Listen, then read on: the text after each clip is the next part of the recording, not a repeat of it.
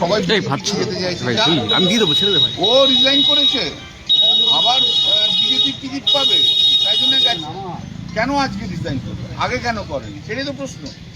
তো প্রশ্নটা হচ্ছে রিজাইন আগে করেনি ইচ্ছে করে। 3টে সিট আগে রিজাইন করে দিলে 4টে সিটে একসঙ্গে ইলেকশন ডিক্লেয়ার করতে হতো, তখন বিজেপি 3টে পেতো, আর একটা পেতো না।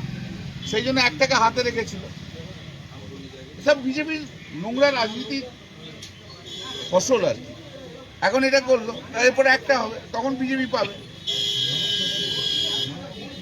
এসব ওপরে বিজেপি, ভারতীয় জনতা পার্টির ওপরটা তো মাথাতে একদম মানে সব পরিষ্কার মাথা, পরিষ্কার মাথা। কিভাবে ভারতবর্ষের গণতন্ত্রকে নষ্ট করতে হয়, কিভাবে ভারতবর্ষের এমপিদের কিনতে হয়, কখনো সহজ পথে, কখনো বাঁকা পথে। এর বাইরে আর কি আছে ভারতীয় জনতা পার্টি?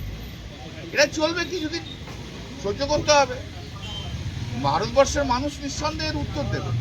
ভারতবর্ষের মানুষ এই রাজনীতিতে কখনো দেখেনি, আর পশ্চিমবাংলার মানুষ তো কোনোদিন দেখেইনি।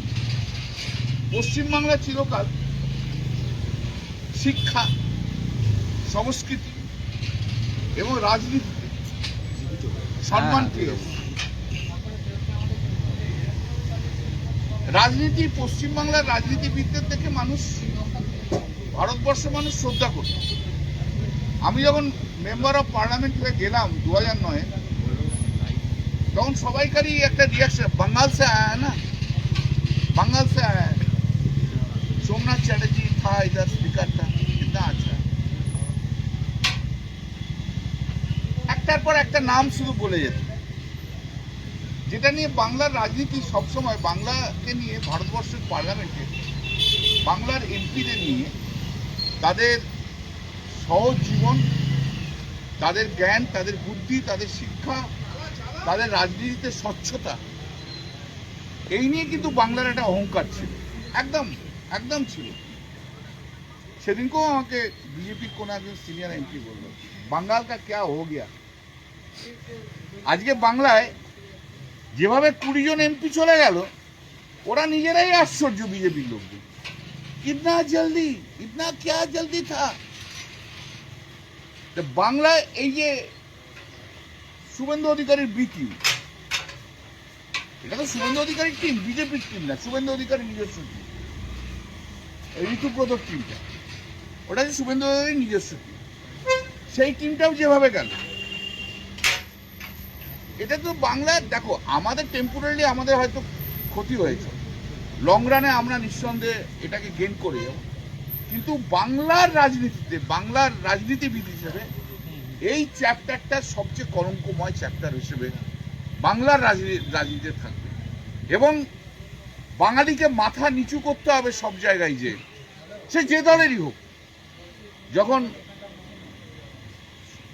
সারা ভারতবর্ষের রাজনীতিবিদরা এক হবে, বা বিশ্বে যে কোনো ফোরামে যাবে, আজ তো বিশ্বের ফোরামে এটা আলোচনা হচ্ছে, যে এইভাবে পারচেস হয়ে যেতে পারে অপোজিশন, ঘুরিয়ে শাসক আর বিরোধী যখন এক হয়ে যাবে, তার মানে তো অপোজিশন বলে কিছু থাকবে না, মানুষের কথা বলবার জন্য তো তাদেরকে দেওয়া হয়েছে। তা সেই জায়গায় যদি না থাকে তাহলে কি হবে? কিছু নেই। এরা যারা গেছে তাদের হয়তো টেম্পোরারি কিছু গেইন হচ্ছে, কিন্তু বাংলার রাজনৈতিক ইতিহাসে এরা কলঙ্কিত ইতিহাস লিখে গেল। এবং সারা বিশ্বের কাছে, সারা দেশের কাছে এই 20 জন আর 60 জন বা 62 জন যা গেছে, তারা বাঙালির মাথা নিচু করেছে, এইটুকু আমি বলতে পারি। এখানে ডিলটা কি? এই যে এমএলএরা গেছে, প্রথমত হচ্ছে এরা শুভেন্দু অধিকারীর বি টিম,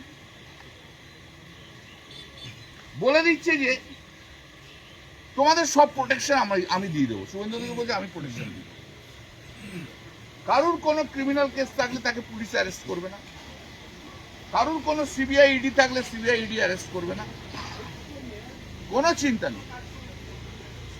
এরপর একটু নিচু তলাতে যাদেরকে প্রেসিডেন্ট করেছে তাদেরও সেম, মানে ওই টিমের ছাতার তলায় থাকলে যার যার ক্রিমিনালিটি আছে সেসব সেম, তাদের পুলিশ অ্যারেস্ট করবে। কেউ কেউ বলছে ঠিক আছে ভাই, কল্যাণ ব্যানার্জি বলেছে, কল্যাণদা বলেছে আমার বাড়িতে পুলিশ পাঠিয়ে দেখে নিক আমার বাড়িতে কি আছে না আছে, এটা বলছে। আরে আমি তো জানি তুমি ভালো লোক, তো আমার জানাটা তো শেষ নয়। তুমি ভালো লোক কি মন্দ লোক সেটা পুলিশ জানে, সিবিআই জানে, ইডি জানে। তোমাকেও ডাকছে, দেখে বলছে দেখো এই কেসগুলো আছে, এই জিনিস আছে, এই ছবি আছে। অতএব তুমি যদি ঋতুব্রতের ওখানে না যাও তাহলে তোমাকে অ্যারেস্ট করে নেওয়া হবে, সেও ভয় চলে যাচ্ছে। এবং একটা জিনিস হচ্ছে, কারা যাচ্ছে, যাদের কোথাও না কোথাও একটা ক্রিমিনাল কেস আছে, ছোট বড় মাঝারি ক্রিমিনাল কেস আছে, এবং এখানে ক্রিমিনাল কেস মানে ফাইন্যান্সিয়াল ইমপ্লিকেশন এখানে জড়িত রয়েছে। সেই ফাইন্যান্সিয়াল ইমপ্লিকেশনে জড়িত থাকাতে তারা ইনভলভমেন্ট রয়েছে, অতএব তাদেরকে নিয়ে নিচ্ছে। পশ্চিমবাংলায় শুনে নিন না মশাই, শুনে নিন না, আপনি অত জানেন না আমার মতো, আপনি শুনে নিন। পশ্চিমবাংলায় এখনো পর্যন্ত, আজ পর্যন্ত 14,000 ক্রিমিনাল কেস তৈরি করেছে, দিয়েছে আড়াই মাসে। কত? 14,000 ক্রিমিনাল কেস তৈরি করেছে। এবার এই 14,000 ক্রিমিনাল কেসে যারা ওদের সঙ্গে অ্যাডজাস্ট করছে তাদের সঙ্গে সঙ্গে বেল হয়ে যাচ্ছে, যারা করছে না তাদের অ্যারেস্ট করছে। যেমন ধরো সব জায়গাতে আইসি ফোনে ডেকে কাউন্সিলরদের বলছে রিজাইন করো, নাহলে কিন্তু কেস দিয়ে দেবো। এবার একটা কেস দাঁড় করে দিল। এবার যারা রিজাইন করছে না তারা অনেকে আসছে আমার কাছে, আমি চেষ্টা করছি তাদের প্রোটেক্ট করার আইনগতভাবে। এবং যারা সারেন্ডার করে দিচ্ছে, রিজাইন করে দিচ্ছে, সেখানে পুলিশই বলেছে না অ্যারেস্ট করার দরকার নেই, সারেন্ডার করলে বেল পেয়ে যাচ্ছে। জিনিসটা এই জায়গায় দাঁড়িয়ে আছে। একটা পঞ্চায়েত সমিতি খুবই ইনফ্লুয়েন্স, মানে পলিটিক্যালি বেশ স্ট্রং আমাদের সঙ্গে রয়েছে। 2018-তে সে পার্টির একটা মেয়েকে সাসপেন্ড করেছে, সে পরবর্তীকালে মেয়েটি বিজেপিতে চলে যায়।